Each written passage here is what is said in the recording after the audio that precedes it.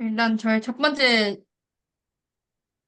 질문은 여기서 잠깐만요. 이름이 뭐였죠? 이름이 갑자기 기억이 안 나네요.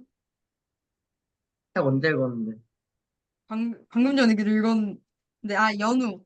연우가 이제 연우의 엄마한테 학대를 당했는데, 그래가지고 연우의 엄마가 그, 그 다리 위에 올라가 있을 때 연우가 밀어가지고 넘어뜨렸잖아요.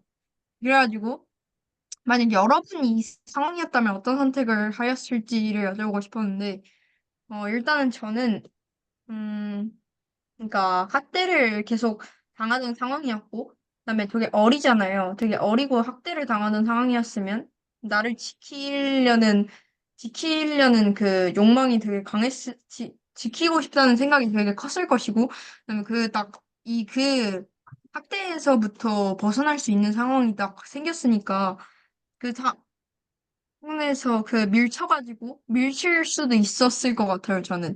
네, 그다음에 지석원님. 그 상황 자체가 그 마지막에 법원에서 진술을 들어보면 엄마가 나 죽여! 막 이렇게 막 소리를 질렀다고 음. 하잖아요. 그래서 이게 학대를 당했을 때 몸에 학습이 됐을 거예요. 엄마 말을 듣지 않으면 내가 받는다. 내가 고통을 받는다. 나이가 어리기 때문에 이게 학습이 돼 있었을 거란 말이죠. 그래서 날 죽여! 이랬을 때 엄마 말을 들으려고 하는 것도, 엄마 말에 따르려고 하는 것도 받기 싫으니까 그런 것도 있지 않았을까 생각을 합니다. 그래서 밀었다. 이렇게 볼 수도 있을 것 같아요. 네, 감사합니다. 그다음 지석훈님. 착한 어린이였을 거기 때문에 어머니의 말을 잘 듣지 않았을까 싶습니다. 네, 감사합니다. 그다음에 선생님.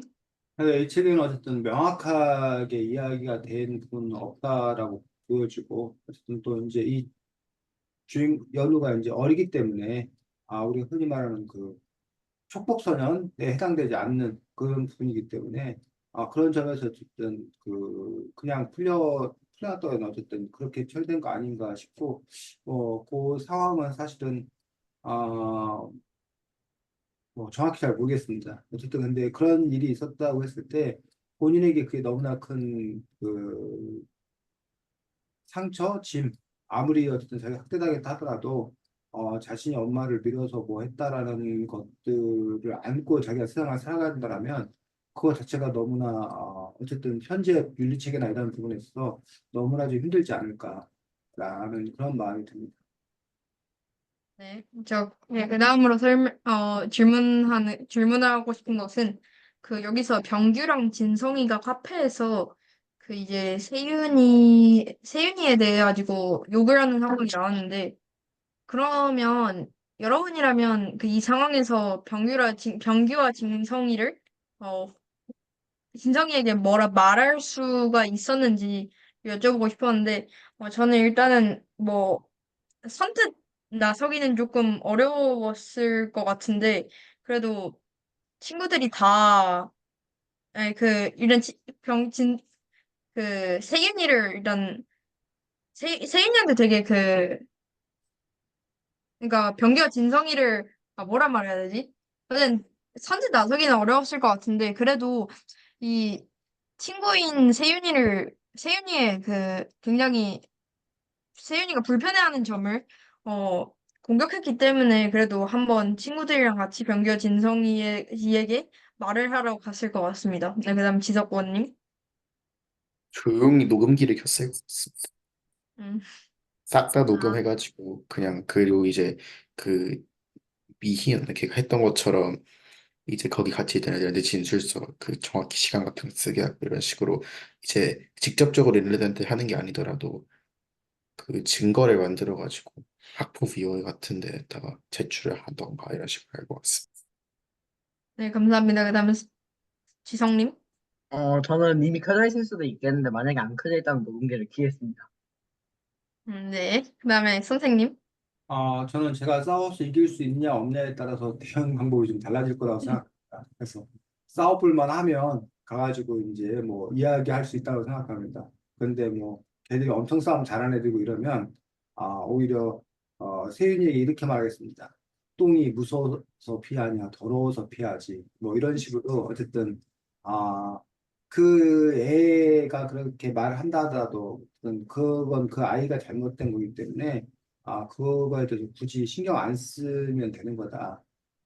그리고 이제 자기 내성을 기르면 되는 거다라는 위로 이런 거 정도는 하지 않았을까라고 싶습니다. 감사합니다. 전 여기까지 하겠습니다. 네, 수고했습니다.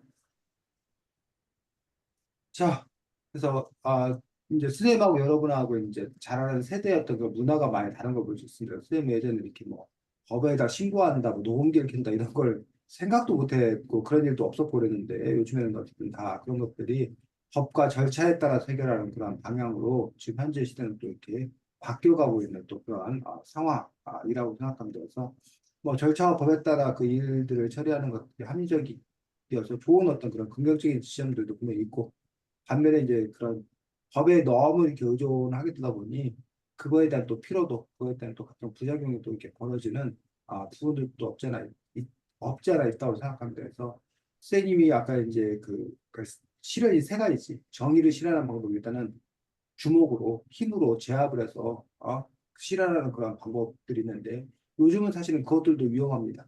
주먹으로 힘으로 실현했다고 오히려 이제 역으로 고소당해가지고 그 사건이 또 이상해질 수 있는 어떤 그런 부분이 있었는데 과거에는 그렇게 이제 힘으로 실현하는 그런 정의를 실현하는 그런 부분이 있었습니다. 두 번째 방법이 아까 지금 여러분들이 말했던 그런 부분으로 해서 이른바 법적인 그런 방법을 통해서 법으로 해결하는 그런 방법, 학교에 뭐 신고한다던가 이런 부분을 해결하는 방법들이 이제 두 번째 방법이 있겠지. 그다음에 이제 세 번째 방법, 이게 방법일지 어떤지 모르겠지만 어쨌든 선생님이 아까 얘기했던 그 사람이 잘못된 거기 때문에 뭐 그런 얘기 하잖아. 어떤 사람이 욕을 했을 때 그 욕을 내가 안 받으면 그만이다. 굳이 내가 그 욕을 받아갖고 내가 그 신경 쓸 필요 없다라는 부분에서 이른바 자기 정신 승리라고 하는 부분들이 어떻게 보면 뭐 좀 이상해 보일 수도 있겠지만 어떤 세상을 살아가는 하나의 방법인 것들은 또한 사실 아닌가 싶은데서 가장 안 좋은 것은 본인이 상처받는 그 사람들의 얘기에 대해서 본인이 상처받고 본인이 괴로워하는 어떤 그런 상황이 사실은 가장 안 좋은 어떤 그런 상태인 거고 근데 그동안 이제 어쨌든 안타깝게도 이렇게 오히려 잘못 없는 그 놀림 당하는 사람들이 상처받고 괴로워하고 힘들어했던 그런 부분들이 있지 않았나 싶습니다. 다음 진행하겠습니다. 지속원. 네. 질문은 만약 자신이 입양이 되었거나 베이비박스에서 자신이 뭐 입양됐다거나 이런 아이라고 가정했을 때 만약 자신은 나이가 좀 든 상태에서 만약 자신의 출생의 비밀을 자신이 직접 그 부모님한테 찾아가고 싶은지 아니면 그거에 대해서 막 해보고 싶은지 자신의 출생의 비밀을 그거에 대해 물어보고 싶은데 일단 저는 딱히 그거에 대해 막 너무 힘을 쓰지 않을 것 같습니다. 저를 길러준 그러니까 만약 되었다면은 자신이 길러준 다른 사람이 있기 때문에 그냥 그 사람을 나의 유전학적으로는 아니더라도 어머니로 인정하고 다른 원래 나의 친부 이런 사람들에 대해서는 저는 좀 오히려 생각을 좀 꺼볼 것 같습니다. 주님? 일단은 뭐 엄마 아빠라는 게 매일매일 같이 밥을 먹고 그다음에 매일매일 나에 대해서 끊임없이 관심을 해주는 사람을 엄마 아빠라고 하는데 어 나를 보다는 어쨌든 어쩔 수 없는 상황 때문에 나를 베이비 박스에 넣었겠지만 그래도 그 나를 그렇게 나에게 신경을 써주거나 관심을 써준 사람은 아니기 때문에 막 그러니까 드라마처럼 막 진짜 막 엄청나게 극적인 상황 때문에 나를 그 베이비박스에 넣지만 않았더라면 저는 그래도 지금의 저를 키워주고 있는 부모님들에게 더 신경을 쓸 것 같습니다. 시석이? 저는 궁금증은 못 참는 순수한 어린이기 때문에 한번, 네, 가능하면 한번 살펴볼 것 같습니다. 네. 선생님? 근데 뭐 합리적이고 이성적 판단에 따르면 지석 원과 준이가 얘기한 것처럼 그냥 현재의 가족, 함께 성장한 그런 가족들에 집중하는 게 맞다고 생각합니다. 그리고 뭐 저 같은 경우 적으로 가족주의에 대해서 혈을 기본으로 한 가족주의가 너무 강한 거에 대해서 사실은 이렇게 별로 좋지 않게 생각하는 그런 쪽이기 때문에 그런 점에서 어쨌든 뭐 입양 가족 뭐 이것들을 좀 존중하고 인정해야 된다고 생각합니다. 근데 이렇게 얘기하기가 조금 어려운 게 내가 지금 그 상황이 아니기 때문에 근데 사람들은 누구나 그 자기가 결핍되어 있는 것에 대해서 그 궁금함 어떤 그런 부분들을 갖고 있기 때문에 과연 이렇게 내가 지금 그 상황이 아니라서 내가 지금 이렇게 이성적으로 막 얘기하고 있는 거 아닌가. 막상 그 상황에 있는 사람이라면 자기의 어떤 그런 그 뿌리 뭐 이런 거를 찾고자 하는 그런 욕망, 궁금증 뭐 이런 것들이 분명 있지 않을까 싶어가지고 과연 내가 지금 이성적으로 이렇게 굳이 찾지 않겠다라고 얘기를 하는데 과연 그럴까 생각이 들고 또 하나 그 어렸을 때 이제 우리가 소공자 소공녀라는 그런 옛 외국 동화책이 상당히 어렸을 때 재밌게 읽었었는데 거기에 보면 어쨌든 뭐 그런 이야기 어딘가 나는 사실은 왕자인데 내가 아까 준이가 뭐 극적인 출생의 비밀이 있어갖고 내가 버려져서 우리 부모가 나를 이렇게 와갖고 내가 지금 귀족의 신분 회복할 거다라는 그런 꿈을 꾸고 하곤 했었는데 근데 솔직히 뭐 베이비박스 뭐 생각하고 한적 이성적으로 생각하면 그럴 가능성보다는 사실 상당히 어려운 어떤 그런 부모님들에 대한 어떤 그런 것들을 만날 가능성이 더 크기 때문에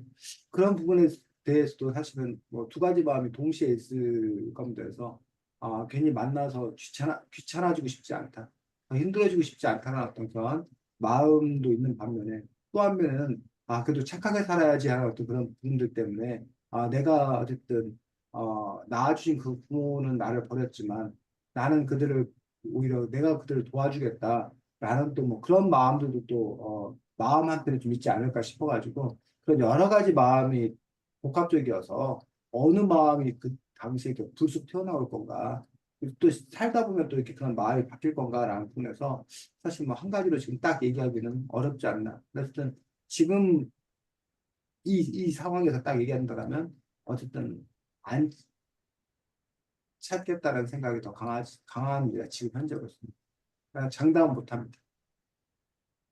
네, 알겠습니다. 저는 일단 여기까지 하겠습니다. 네, 수고했습니다. 지석투. 네, 제가 이번에 할 거는 여기 이 책에 나오는 등장인물 중에서 자신과 뭔가 좀 닮았다고 생각되는 그런 등장인물을 여러분들께 한번 물어보고 싶어서 물어보고 싶습니다. 저 같은 경우에는 좀 약간 오지랖이 넓은 편이어서 이쪽에 선생님? 약간 고양수 선생님 이런 쪽이랑 좀 더 가까운 느낌 아닐까라고 저는 생각을 합니다. 네. 주진님? 아, 저랑 비슷한 캐릭터를 말하는 거예요. 네. 어, 다른 분 먼저 할까요? 네, 잠깐만요. 네. 주성님?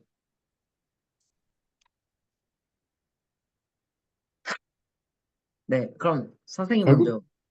아니, 근데 네. 네. 저는 아무래도 맨날 이렇게 떠드는 쪽이다 보니까 저랑 준현 씨 다 비슷할 텐데 주봉이 쪽이 아닐까 생각이 드네요. 맨날 옆에서 개그하고 어, 사람 아, 웃기려고 하고 막 그러니까 나도, 주봉이 아닐까 생각. 나도 원래, 등치 큰 것도 닮았고.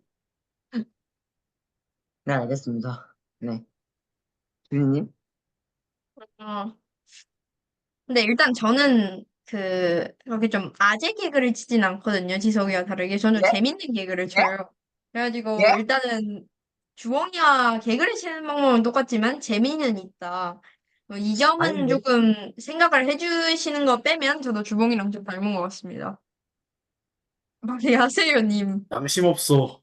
그냥 풀먹고. 네, 나보다 선생님. 재미없. 네, 지성이가 나보겠습니다. 빨리 님 아, 하세요. 네, 선생님. 네, 뭐 특별히 비슷한 캐릭터가 있을까 싶은데 굳이 말하자면 뭐 세윤이이고 싶습니다. 세윤이이다. 세윤이 같은 캐릭터이고 싶습니다. 그 정도 하겠습니다. 네, 네, 알겠습니다. 네, 저도 여기까지 하겠습니다. 네, 수고 많았습니다. 자, 이 책 제목이 왜 후르리아 주니? 약간 여기서 주인공이 그 엄마와 있었던 그런 약간 자신의 엄마랑 있었던 그런 일들을 다 훌훌 털어버리고 싶어가지고 훌훌 아닐까요? 이거 중간에 나오지 않나요? 이거 그냥 지석투?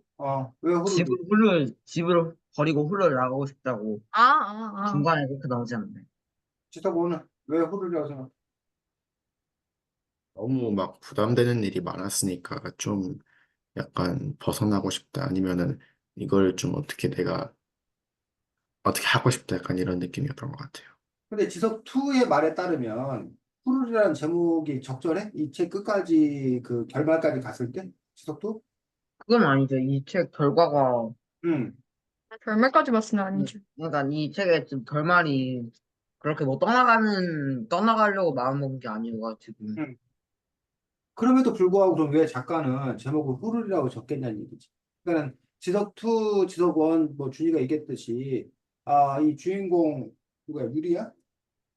네. 유리가 유리요. 어떤 그 18세가 되면 어째 대학에 가게 되면 그 독립적인 삶을 살겠다. 여기 그동안 어떤 그런 관계 속에서 후를 벗어나겠다라는 그러한 소망, 멸망을 갖고 어떤 후르리라는 제목으로 시작을 하잖아. 근데 결과적으로는 오히려 그냥 아 나쁘게 표현하면 주저앉게 되는 오히려 받아들이게 되는 그런 상황으로 간다면 굳이 작가가 제목을 후르리라고 정할 이유가 없을 것 같은데 왜 제목이 그런데도 불구하고 후르릴까? 또 어떻게 생각해? 최성원 음,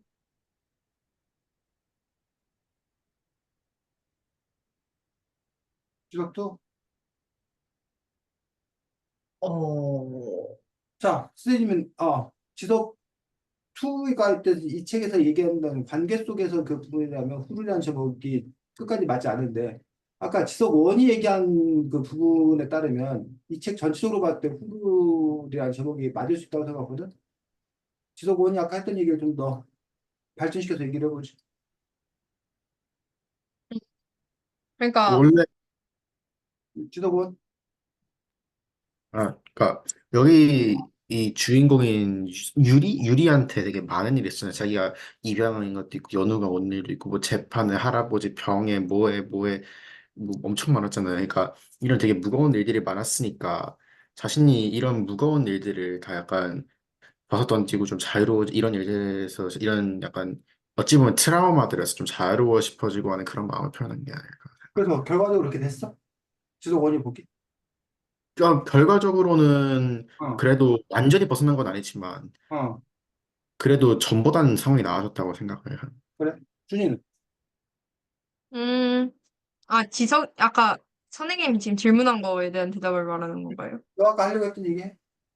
아, 일단은, 그냥 지석이랑 말은 똑같아요. 그러니까, 자기가 되게, 그러니까 이 책 이전의 삶을 살 때는 되게 되게 많은 부담감을 짊어지고 살았는데, 근데 이제는 조금 더, 그러니까 이제 나를 위한 삶을 살 수 있다고 해야 되나? 그런 느낌이 더 들었던 것 같아요.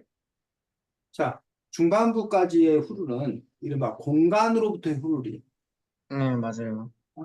즉, 할아버지와 함께 사는데, 근데 어쨌든 할아버지와 함께 사는 것도 아니고, 함께 안 사는 것도 아니고, 음. 그런 그 어색한 동거, 그 관계로부터의 후를이라고 생각하는 거지. 또는, 자기가 입양되어 왔는데, 근데 또 제대로 그 케어받지 못하는 그 어정쩡한 그런 관계로부터의 후루리. 즉, 그 누구야? 서정희 씨야? 네. 서정희 씨로부터의 후를 일 수도 있다는 거지. 또는 그 친부모를 찾아가겠다. 친부모한테 후를 날아가겠다라는 그 궁금증을 갖고 있는데, 근데 자기가 입양된 상태인데 그것도 아무도 안 알려주지 않는데 자기가 친부모 독립해서 자기가 친부모한테 찾아가겠다. 뭐 이런 부분에서의 뭐 후를 일 수도 있고 또는 그동안 그 입양한 사실들을 얘는 철저하게 숨기고 살아왔잖아. 음. 근데 멀리 떨어져 있는 곳에 가서 어쨌든 독립적인 새로운 존재로 살아가겠다. 라는 점에서 후를 이었다는 거야. 앞부분에서는. 근데 결과적으로 끝부분에 가서 이 후루린 상태가 된 거야. 그죠? 이 아이가, 이 주인공이. 왜 음. 서울에 가서 후륜인 상태가 되었나? 그러면 이 아이가 갖고 있던 문제에서 해결된 게 뭔가를 한번 보자고. 어떤 문제 네. 해결됐어? 일단은 그 시험 해결됐고, 응? 음. 시험 해결됐고요, 일단. 시험? 네. 시험 또, 해결됐다는 게 무슨 말이야? 저희 그 시험 봤잖아요. 여기 중간고사. 중간고사 말하는 거야? 어. 그게 그렇게 컸어? 네, 일단은 그게 가장 기억에 남고, 그리고 또 또 재판도 해결됐고, 어. 재판? 그리고, 재판 그 연우? 네. 뭐 그거야 이제 나중에 차후에 발생한 문제고. 그래 어쨌든 네. 또 그리고 수술도 사실상 해결된 거라고 보고요, 지금 여기서. 네, 수술. 이렇게 할아버지 술. 또 끝나는 거 보니까. 자, 또 근데 뭐, 과거도 그게 이런 거. 유리가 갖고 있던 아까 앞에서 말했던 요소들하고는 그닥 크게 관계가 없는 것 같은데 그 이후에 벌어진 그러니까 더 이제 얹어진 거지 초반에 그 있었던 어떤 그런 문제 아니라 그냥 이해가 그냥 뭐 했어도 예정대로 됐어도 그 문제는 다 해결되는 거 아니야? 그 문제 그, 고려 대상이 아닌 거 아니야? 지석이 네가 아, 말한 문제 아, 자체가 할아버지와의 관계가 좀 더 원만하게, 아니, 음 그거 없어. 뭐, 좀 더 좋아진 거. 그 그렇지 자신의 과거. 그렇지 자신의 음, 과거를 알게 되었고 음. 내가 말한 대로 할아버지의 관계가 뭐 회복이라고 해야 되는지 어쨌든 관계가 개선되어. 또 연우를 통한 아, 분위기에서 약간 그런 것도 있고. 근데 그거에 그 디딤돌, 계기가 된 게 연우인 거지. 네. 계기가 된 게 연우고. 자, 그렇게 놓고 봤을 때 사실은 가장 크게 후룰이라고 하는 어떤 그런 부분들은 자기 존재 정체성, 자기 존재에 대한 궁금증이 있었어. 그리고 그거에 대한 부정이 있었어, 부정. 그동안은 숨기고 싶었던 거야. 그리고 그 밑 언저리에는 서정희 씨에 대한 이해 불가 또는 원망, 뭐 원망까지는 아니다 하더라도 서정희 씨하고 저기를 못한 거야. 그 뭐야 화해를 못한 거야. 왜 나를 입양시켜 놓고 떠나가서 한 번도 안 찾아오나? 라는 부분들에 대해서 의아하게 생각한 거지. 준이야, 뭘 이렇게 열심히 봐? 자, 그 네? 외에도 뭘 이렇게 열심히 보냐고. 클릭질 해가면서. 자, 그 외에도 지금 보면 할아버지와의 어떤 그런 관계라고 하는 어떤 그런 부분에서도 사실은 이 아이는 불편함을 갖고 있었고 어색함을 갖고 있었고 근데 그 문제가 해결된 어떤 그런 과정들 속에서 결국 이 아이는 결국은 가족과의 화해, 가족을 찾게 되는 거예요. 음, 그런 점에서 그 전에 그 부분에서 어쨌든 그 자기가 세상에 혼자뿐이라는 것에서 갖는 어려움들 이런 것들이 있었는데 어쨌든 그 것들이 그 회복되면서 어떤 그 가족이라는 포근한 질서 속에 들어가서 심리적인 안정을 찾고 그렇게 되면서 이제 그게 후룰이라는 거지. 이해가 가? 왜 네. 후룰이라고 얘기하는지? 그러니까 그 후룰이라는 것들이 꼭 공간에서의 어떤 그런 떠난 어떤 독립적인 어떤 그런 부분에서의 후룰일 수도 있지만 자기를 짓눌러 왔던 문제, 가족이라는 어떤 그런 문제들, 자기의 정체성이라는 어떤 그런 문제들, 자기가 어디에 속했나 하는 어떤 그런 문제들의 해결들 그런 점에 있어서 이 주인공이 어쨌든 처음과 마지막이 달라졌기 때문에 그런 점에서 어쨌든 후룰이라고 얘기할 수 있지 않나. 그러니까는 자유로움이 두 가지 자유로움이 있어. 자, 자유로움은 우리는 자유라고 하면 보통 뭐가 자유? 약간 나의 의견을 말할 수 있고, 나이가 원하는 대로 할 수 있는 걸. 응, 그렇지. 보통 자유하면 방 바깥으로 나가는 게 자유야. 그렇잖아. 방 바깥으로 나가는 게 자유란 말이야. 근데 꼭 자유가 방 바깥으로 나가는 것만 자유가 아니라 어디 안에서도 방 안에서도 방 안에 들어와서도 그곳에서 자유를 찾을 수 있다는 거야. 음. 자유라는 것들이. 그러니까 그게 여러분들께 이해가 되는지 모르겠는데 그게 이해가 된다라면 요 후를도 꼭 바깥으로 나가야만 후를이 아니라 오히려 안으로 들어옴으로써 관계를 맺음으로써 그럼으로써 오히려 자기가 자유로워질 수 있는 풀을 털어버릴 수 있는 그런 이야기 아닌가 싶습니다. 자, 여기에 이제 여러 인물들도 나오고 그러는데 우선 지석원 푸르레한 이 책을 뭐 읽으면서 어땠어? 읽는 과정에서 이 책에 대해서 느낌이 어땠는지, 평이 어땠는지, 그냥 이렇게 읽은 소감 같은 것만 얘기해. 이게 무거운 분위기인데도 좀 읽기가 되게 편했어요. 그러니까 너무 막 엄청나게 막 그런 느낌도 아니고 좀 되게 무거운 얘기잖아요, 사실은. 그런데도 막 울음이 나올 정도로 막 그렇게 감정을 막 엄청나게 그렇게 되지는 않았고, 그래서 오히려 가볍게 읽기엔 되게 편했던 것 같아요.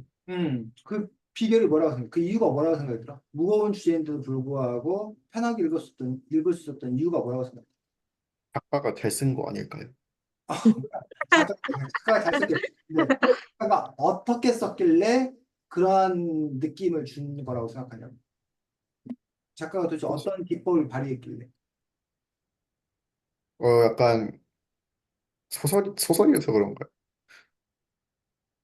약간 그 캐릭터들을 이렇게 배치를 해가지고 재미 요소도 중간중간에 넣고 이렇게 해가지고 좀 음, 가벼운 분위기를 낸 거 있지 않을까. 효니는 어땠어? 되게 여기 이 책에서 다루는 문, 여기 이 책에서 다루는 내용이나 문제가 되게 많은데 그 다양한 문제를 되게 잘 써가지고 난 읽기가 되게 편했고요. 그다음에 되게 잘 읽혀가지고 재밌었어요. 음, 지석 토는 중간에 무거운 이야기들이 있었는데 그거를 연우라는 캐릭터를 이용해서 조금 더 한층 그 무거움을 풀면서 좀 가볍게 들어와서 좀 잘 읽혔던 것 같아요.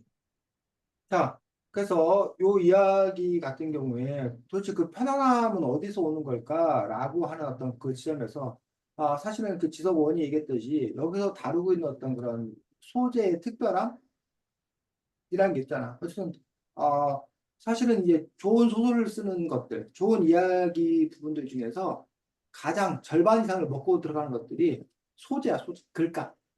어떠한 소재 자체가 특별하고 소재 자체가 좀 이렇게 충격적이야. 자, 여기는 소재 자체가 충격적일 수 있는 이유가 뭐야? 준이?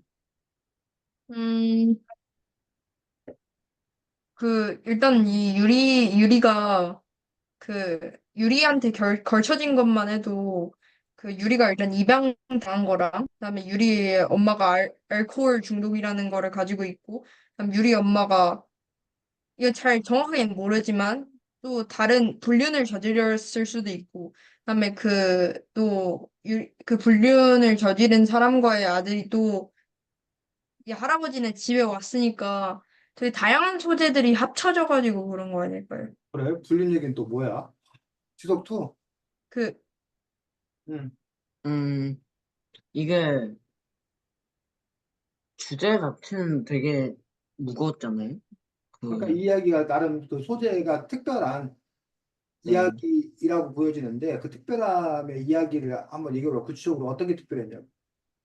일단 입양이라는 것 자체가 약간 무거운 주제이기도 하고 좀 다루고 있는 것도 고 거기에다가 뭐 아까 준이가 말했듯이 뭐 알코올 중독이나 뭐 가정폭력, 아니 뭐 아동폭력 뭐 아니 뭐 살인사건 뭐 이런 것까지 다 막 합쳐져가지고 굉장히 무겁고 약간 또 가정에서는 또 뭔가 되게 다들 조용하고 약간 가족들이랑도 좀 떨어져 있는 사이고 이런 식의 악재가 많이 겹치는데 막상 이런 주인공 자체는 별로 그거를 엄청나게 많이 신경 쓰는 그런 느낌은 아니어가지고 조금 더 가장 기억에 남았던 것 같아요.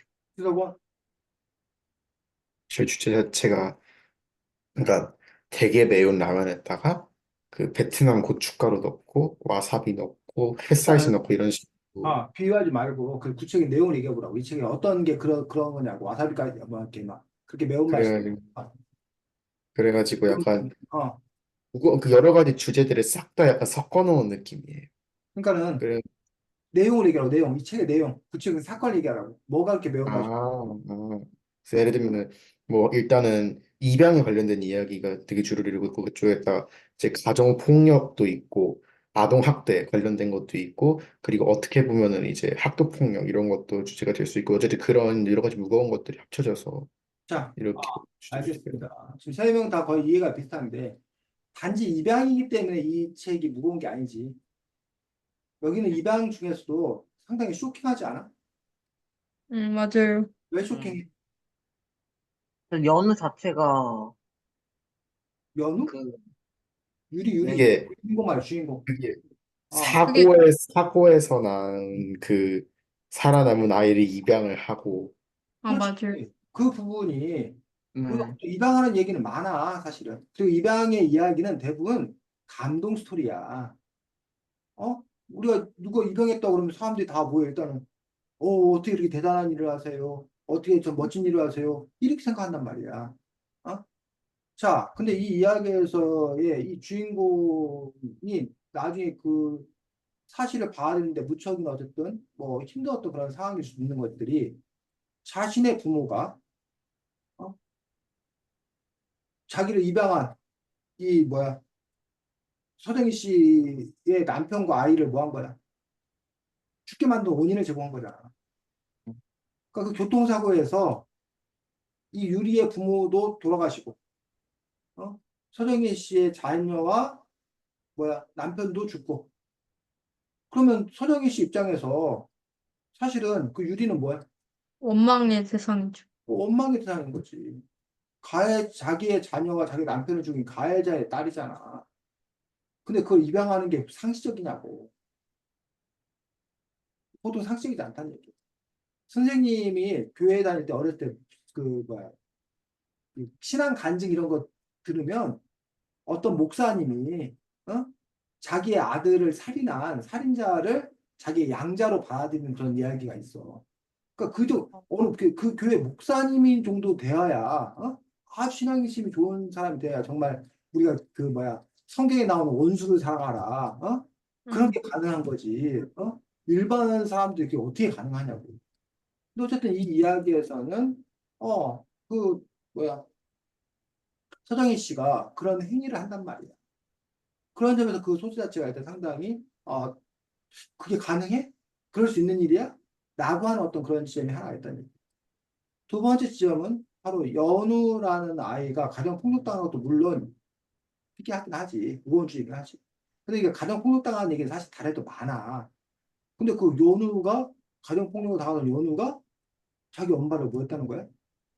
어떤, 죽였을지도 모른다라는 음, 그런 이야기도 아까 선생님도 그 처음에 누가 얘기했을 때 그게 너무나 그 당혹스러운 얘기했단 말이야. 함부로 얘기하기 힘든. 그런 식으로 얘기를 했기 때문에 아까 지석이가 말했던 무슨 엄청 매운 청양고추에다가 뭐 캡사이신에다가 버무렸다 뭐 이런 식으로 얘기를 하는 것들이 바로 그런 지점에 있는 거지.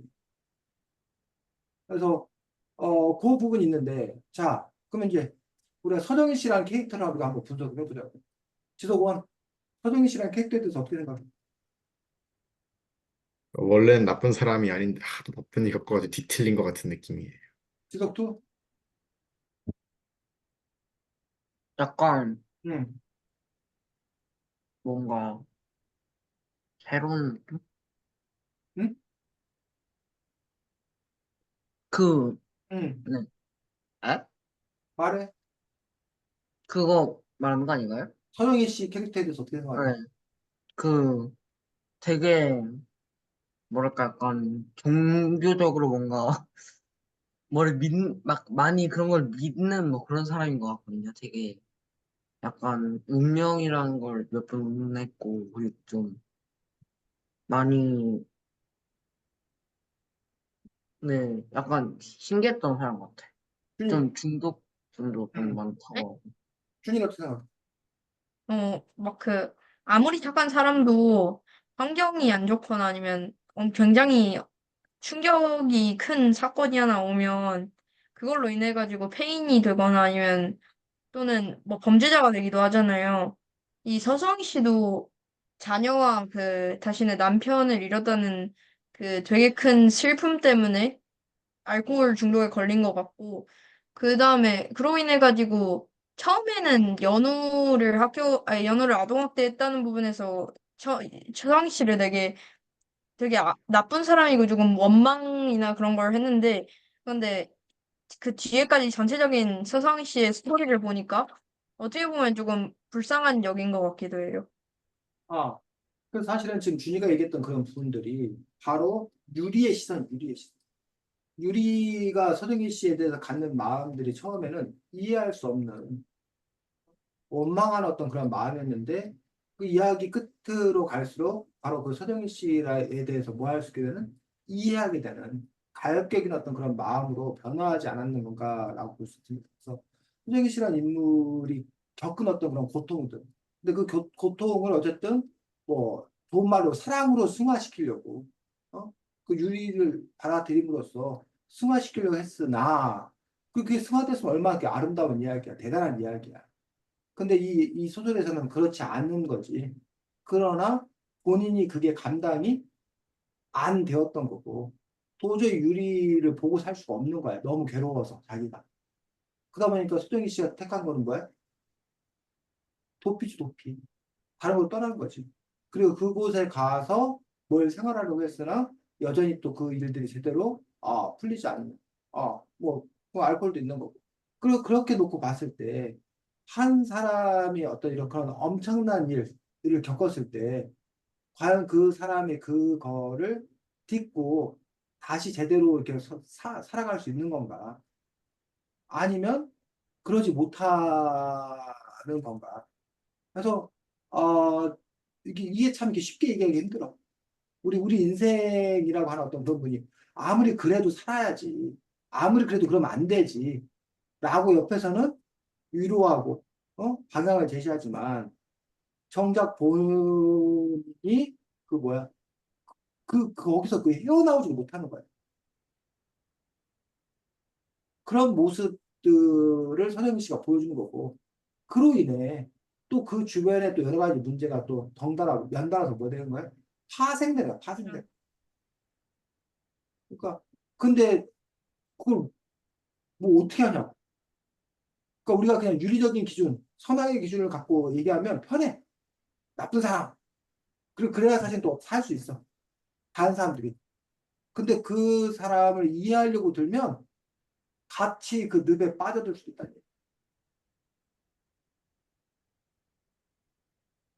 근데 안타깝게도 어쨌든 우리 사는 삶에 이런 일이 흔하지는 않지만 실제하고 또 여러분들에게 그런 일이 없기를 바라지만 살다 보면 그 강도가 다를 뿐 그리고 그 진앙지가 여러분이냐 여러분 근처냐 저 멀리냐가 차이가 있을 뿐 어차피 우리가 그 구성원으로서 살아가는 어떤 그런 부분에 직간접적인 영향을 받으면 우리는 살아갈 수밖에 없다라는 거지.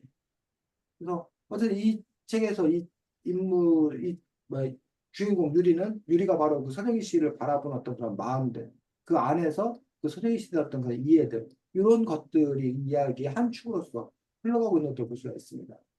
자, 이번엔 할아버지라는 캐릭터에 대해서 한번 이야기 해보겠습니다. 그래서 할아버지가 요 유리에게 대한 행동, 행위 그리고 그 변화 뭐 이런 부분에 대해서 우리가 살펴보자면 지금부터 할아버지.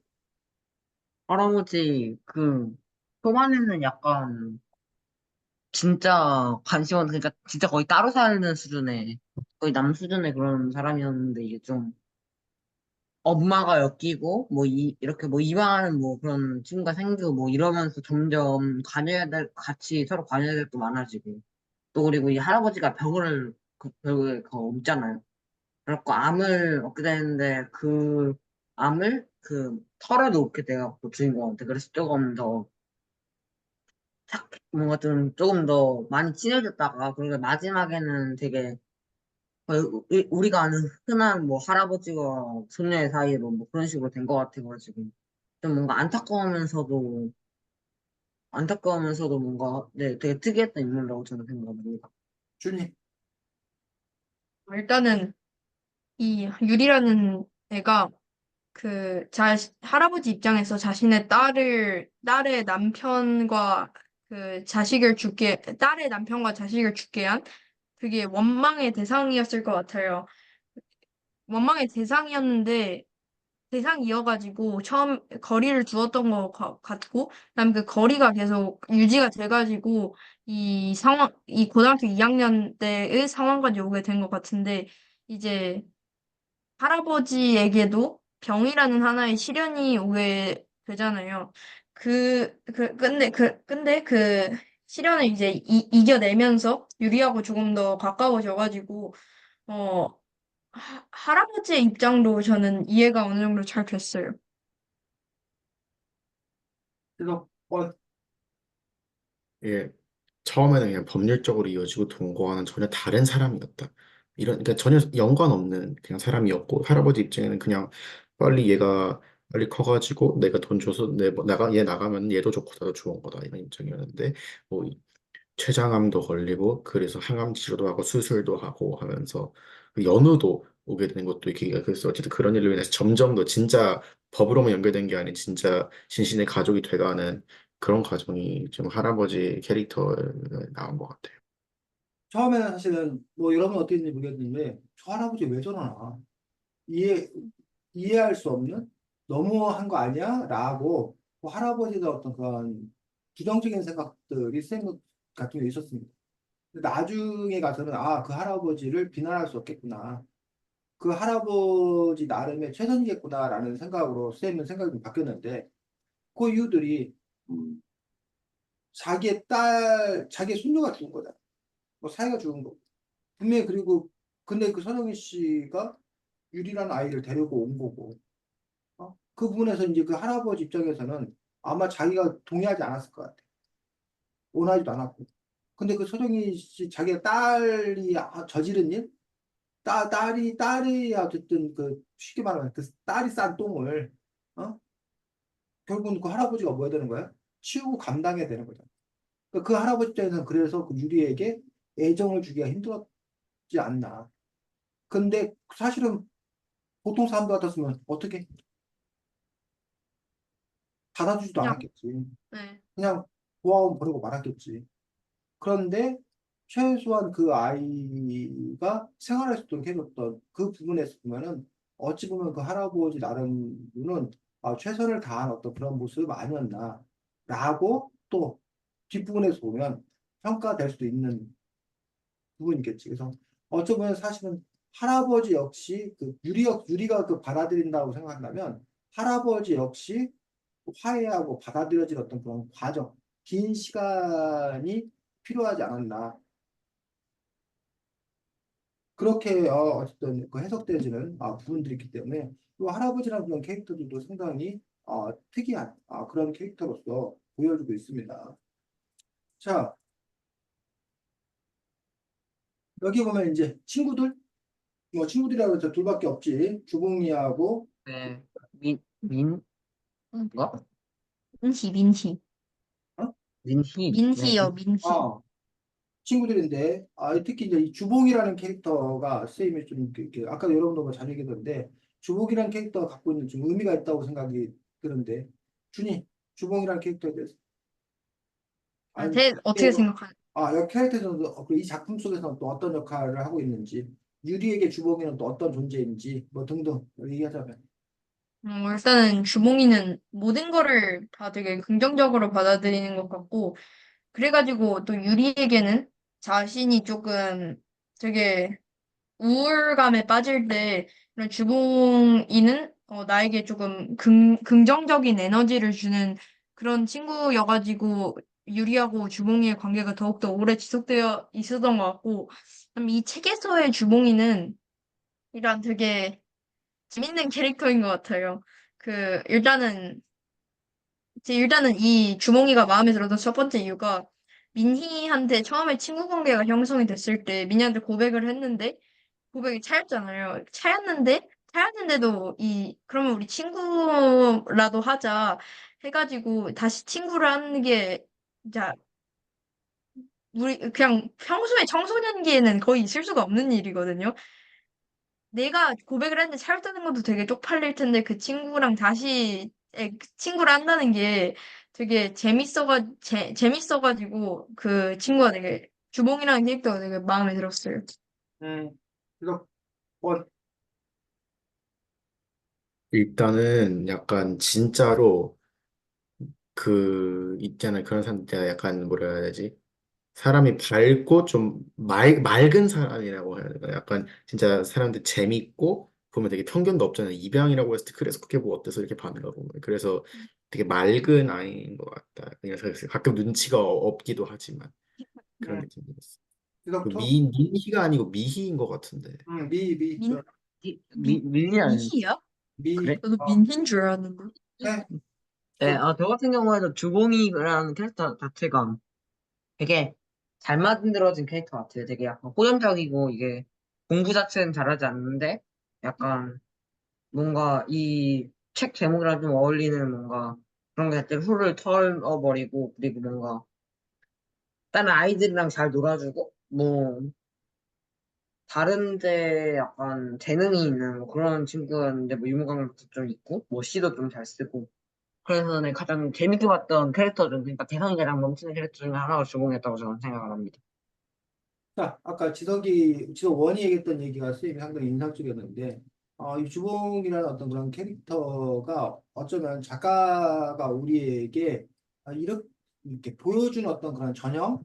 이럴 수도 있다라는 생각이 들었던 것들이, 그러니까, 입양아에 대해서 어떻게 우리가 생각해야 되는, 장애에 대해서 우리가 어떻게 생각해야 되는 건가라는 부분에서, 아, 커다랗게 이제 세 가지 부분이 있는 거지. 하나가 이 책에 나오는 그 빌런들처럼 혐오. 놀리고 뭐 따돌림하고 뭐 욕하고 뭐 이런 식으로 혐오하는 그런 세력들이 있거든요. 그 혐오에 반대적으로 그렇게 혐오하면 안 된다. 입양하든가 장애라든가에 대해서 그 사람도 얼마나 불쌍하냐, 얼마나 안 됐냐. 그러니 우리가 그들에 대해서 특별히 뭐 해야 된다. 잘 배려해 줘야 된다. 잘 돌봐줘야 된다. 그래서 그 동화는 혐오나 아니면 배려. 이런 식의 어떤 그런 부분이었다는 얘기예요. 그래서 캠페인이 주로 잘 배려해주자, 잘 도와주자 이런 식이었어요. 그런데 최근 들어서 어떤 그런 경향들이 바뀐 것들이 그냥 그냥 신경 아, 쓰지 말죠. 신경 쓰지 말자, 신경 쓰지 말자. 그냥 장애인 그게 못 돼서 입양 그게 못 돼서 라고 그냥 있을 수 있는 일 중에 하나인 거지. 그거 자체를 특별히 뭐라고 하는 것 자체가 촌스럽다. 그거 자체가 아직 미숙하다라는 그런 논의가 있다는 거예요. 자, 근데 거기서 이제 우리가 하나 주의할 점이 있어. 아, 잘 도와주고 배려해주는 게 더 좋은 거 아니야? 근데 그거를 그냥 놔두라 그러면 그 무관심한 거 아니야? 그런 점에서 그 후퇴 아니야? 어떻게 생각해 주니? 근데 그게 배려를 해주는 건 좋죠. 근데 막 그 배려의 목적이 장애인이어가지고, 그다음에, 해서 얘는 안 된다고 생각을 해요. 그 사람들도 자기가 입양하거나 아니면 장애인이기 때문에 배려를 받는 건 되게 불편할 거라고 생각을 하고, 그냥 이 사람 대 사람으로서 그냥 배려를 해주는 거, 그냥 아무 목적 없이 그냥 배려를 해주는 건 되게 좋다고 생각하는데, 그런 장애인이라는 그런 이름표가 붙는 건 되게 안 좋다고 생각해요. 지각투? 모든 사람이 다 이게 배려를 해주는 것 자체는 좋은데 그게 이유가 장애인이나 뭐 그런 거라면 약간 딱히 좋을 것 같지 않습니다. 지각원? 이게 뭐 당연히 배려의 목적이 불순한 목적이면 당연히 안 되는 것이고 그리고 그냥 입양 안 솔직히 다른 사람과 다를 것도 없고 그리고 장애라고 해도 그냥 불편한 점이 조금 더 있을 뿐이잖아요. 그러니까 그 아래 그 옆 전에 아까 말한 두 명 말대로 그냥 이 사람이 배려가 필요할 때는 배려를 해주고 똑같은 사람으로 그냥 대하면 될 것 같습니다. 자, 그럼 선생님 구체적으로 하나 예를 들어보겠습니다. 휠체어 장애인이 버스를 타야 돼. 응? 그럼 그동안에 배려해주면은 그 장애인을 뭐 이렇게 뭐야 안아갖고 뭐 하고 휠체어 접어서 올린다거나 이렇게 도와주는 사람도 있잖아. 근데 장애인들 배려 안 하니까 그럼 내버려 둬야 돼? 그러니까 그런 거는 이제 어, 장애인들이 겪는 불편함이 있는 거니까 그런 건 어, 도와주되 평소에 그 사람들이 도움이 필요가 없는 상황에서도 필요할 음, 수 없는 필요하긴 없는 상황에서도 도와주려고 한다 이거는 안 돼. 음, 아니, 저는 음, 조금 그러는 거는 일단은 그 장애를 가지고 있는 분한테 다 먼저 여쭤봐야 된다고 생각을 해요. 음, 그러니까 무조건적으로 자리를 비켜드리는 게 아니라 혹시 자리에 앉으실래요나 아니면 이런 질문을 통해 가지고 음. 여부를 확인을 하고 그거를 통해 가지고 해야 된다고 생각하지. 그냥 자리를 넘겨주고 막 그러는 건 좀 안 좋다고 생각을 합니다. 자, 그 부분에서 이제 이러자는 거야. 휠체어 장애인이 다른 사람의 도움 없이도 버스를 그냥 잘 탈 수 있는 사회적인 상황을 만들어 준다. 즉, 이른바 이동권이 장애인이라서 특별히 뭐 보장되는 게 아니라 우리가 그냥 이 버스 타잖아.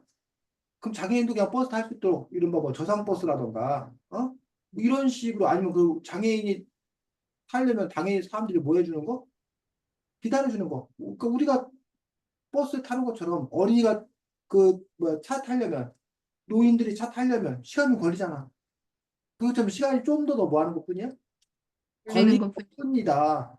라고 해서 그냥 그걸 타는 거를 자연스럽게 받아들이는 구조적으로 자연스럽게 받아들이는 그런 사회적인 풍토가 중요하다는 거야.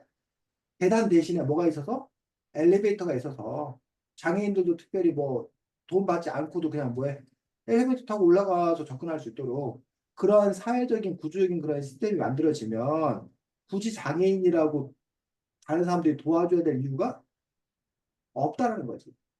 그러니까 그 부분에서 이제 어쨌든 우리가 남을 도와줘야 된다라고 하는 어떤 그런 부분들은 그거의 출발은 그 시스템이 안 만들어져 있기 때문에 도와줘야 되는 거예요.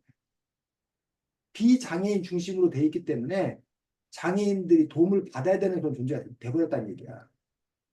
그리고 너희들은 도움 받아야 되는 어떤 그 생생내잖아. 근데 아예 시스템 자체가 만들어지지 않더라고요. 그래서 이것도 그 같은 맥락의 이야기였으면 예전에 들었던 것 같은데 세금과 기부의 차이. 자, 미국은 세금을 덜 걷어. 그 대신 기부 문화가 활성화돼 있어. 북유럽은 사람들이 기부를 거의 안 해. 세금을 엄청 많이 내. 어느 사회가 더 좋은 사회냐? 그동안 우리는 뭐, 기부하는 어, 사회는 아닐까요? 네, 미국이 더 좋은 거 아닌가요? 그렇게 우리는 생각한단 말이야. 기부하는 사회가 더 좋은 사회라고. 근데 왜 기부를 하냐? 세금을 조금밖에 안 내니까 복지가 안 돼 있는 거야. 그러니까 복지가 안 돼 있는 거는 그 부자들의 뭐에 의해서 이른바 선의 착한 마음에 의해서 기부에 의해서 그 사람들이 살 수밖에 없는 거야. 근데 북유럽 국가들은 부자들이 애당초 뭐해? 세금을 많이 많이 내죠. 낸다고. 네. 그 돈 가지고 뭐해? 복지를 다 해. 그러다 보니까 가난한 사람, 장애인들이 특별히 뭐해? 기부 받을 필요가 없어요. 없는 거란 얘기야. 그럼 어느 사회가 더 그 사람들을 존중하는 사회냐고. 그런 점에서 그 문제를 어떻게 우리가 풀어가야 될 것인 건가? 라는 부분들에 대해서 지금 얘기를 하는 거야. 그래서 우리가 장애인을 돕지 말자는 얘기가 아니야. 그 장애인을 그냥 사람으로 대하자라는 어떤 그런 부분들은 그들이 사람으로 살아가는데 먼 사회, 지장 없는 사회, 그런 사회로 우리가 가야 되지 않냐라는 걸로 우리가 한 단계 더 업그레이드 된다는 거지. 그러니까 배려하지 않아도 되는 사회, 배려할 필요가 없는 사회.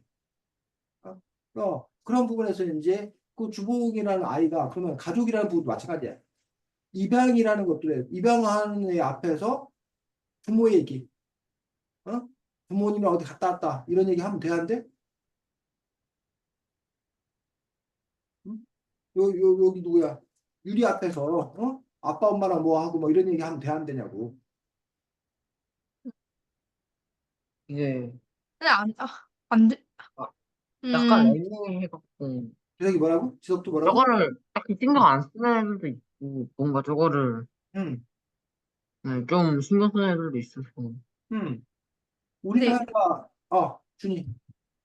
일단은 아니 안 하는 게 안 하는 게 맞을 것 같고, 왜냐면 불편하든 안 하든 그거는 걔의 몫인데 나는 걔가 불편할지 안 할지를 모르니까 일단은 조심하는 건 나쁘지 않다고 생각합니다.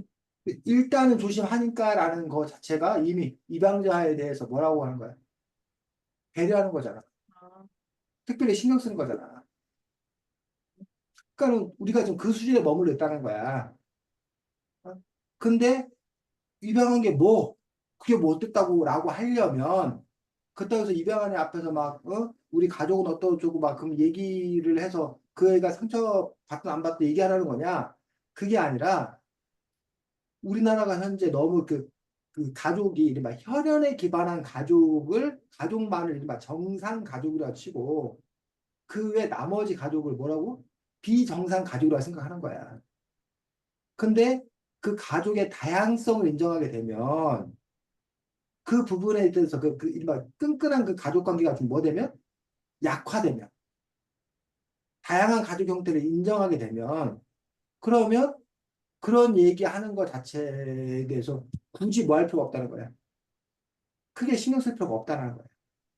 근데 아직까지 우리 사회는 그런 사회가 되지를 못하기 때문에 쉬쉬해야 그게 배려하는 거라고 생각하는 거라는 거지.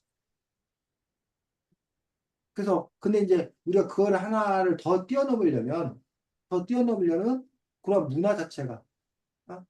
가족 네. 중심 어떤 그런 사회의 문화 자체가 바뀌는 게 동시에 같이 가야 되는 어떤 그런 일 아니겠나.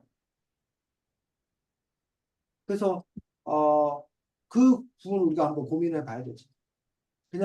그냥 대해줘서 그냥 사람으로 대해줘서 그게 고마운 건지 아니면 배려받고 싶은 건지 아직까지 우리 사회 문화 분위기가 그러니까 그런 점에서 이제 준이가 얘기했던 그런 말들 물어봐야 된다.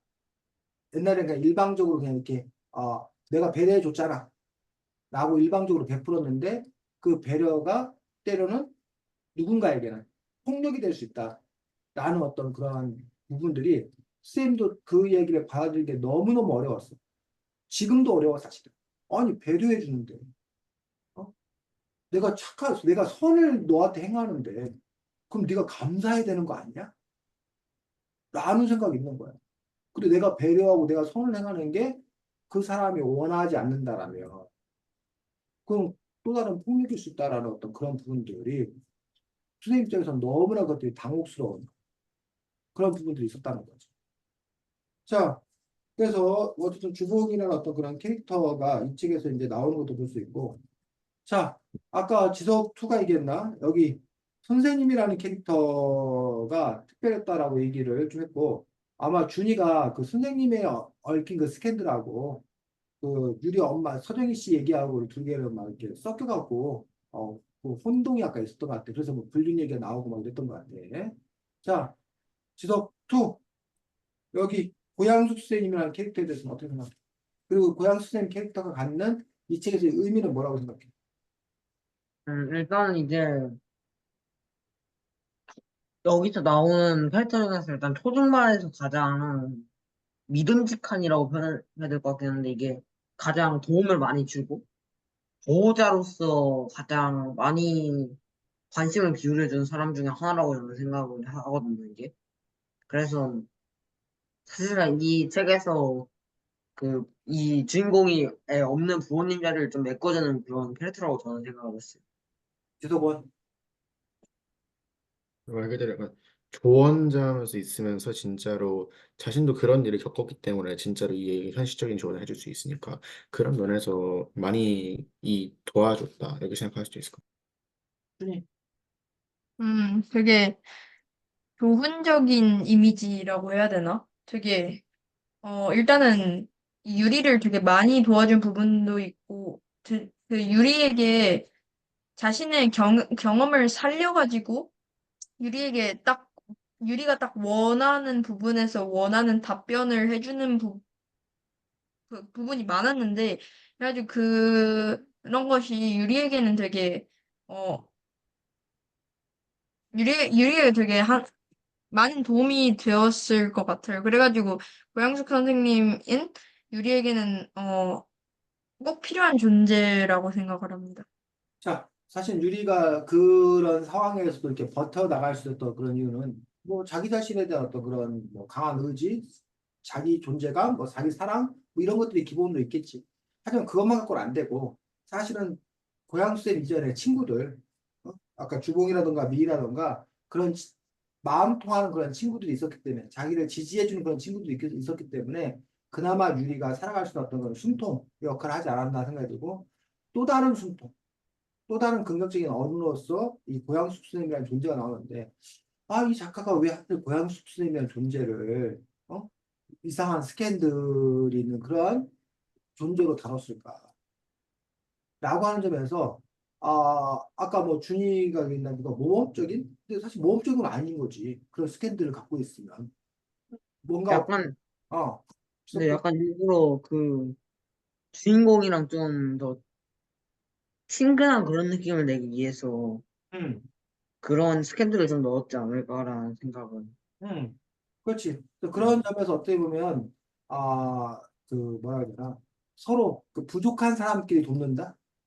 아니면 그런 사람들에게 더 이렇게 공감을 할 수 있는 그런 부분들 아니면 기존의 어떤 그런 질서를 이 작가 자체가 허물려고 그러는 그래서 그냥 다양한 삶의 모습이 있는 거야. 그래서 이렇게도 살아갈 수 있는 거야. 라는 그런 모습들을 의도하지 않았나.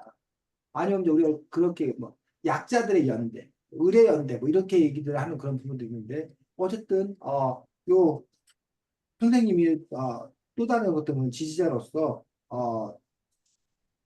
유리가 살아있도록 해주는 그런 부분을 볼 수가 있습니다. 그래서 지속 원투 준이 다 포함해서 여러분들이 세상을 살아가는 데 있어서 여러분들의 지지자도 누구인 건가? 지지해주는 어른들이 과연 있는 건가? 또 반대로 지석 원투 준이가 누군가를 지지해 줄 수 있는가? 누군가의 지지자가 될 수 있는 건가? 라는 점에서 우리는 이제 그런 점에서 이제 다면적인 거지. 내가 일방적으로 누군가의 지지만 받는 게 아니고 내가 또 누군가를 지지할 수도 있는 거지.